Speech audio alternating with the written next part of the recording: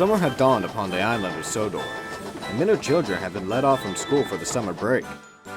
They would often come to the railway and travel on passenger trains. While all passenger trains are important, some engines tend to avoid the more rambunctious passengers. James is one of them. He had a rough time with excited children and would always return to the sheds quite worn out. "Another exciting day?" asked Thomas cheekily. "Don't get me started," replied James. He didn't want any more excitement that night. "I suppose," called out Gordon, "I should be left with pulling dignified passenger trains, like the Express. And you could be put on daycare duties." James said nothing, rolling back into the shed to catch some shut-eye. The next morning, James was up at the station with a strut when the station master appeared. "The band's music bus is broken down, James," explained the station master. "They need a ride to the next station. They will have to practice their piece for tonight's concert, so it will be noisy. Can we count on you?" "Of course you can," called out his driver. But James was not so happy with the sudden arrangement. After coupling the coach to his train, the band boarded with their instruments and the guard blew his whistle.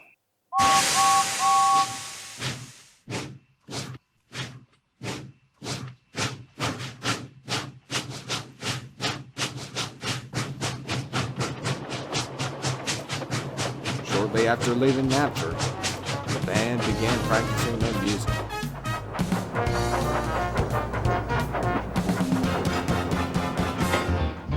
Much to James' surprise, the music wasn't noisy at all. It was smooth and a piece to the ear.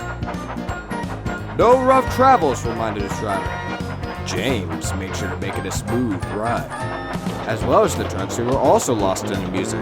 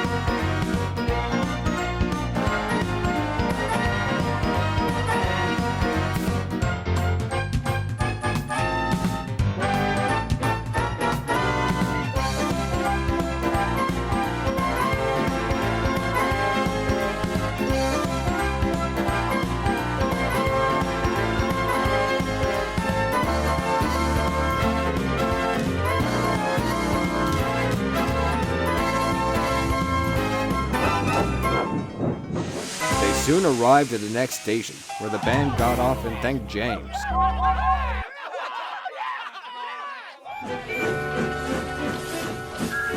Later that night, James was surprised to see the band back at the sheds with Sir Topham Hatt. "You were a splendid engine today, James.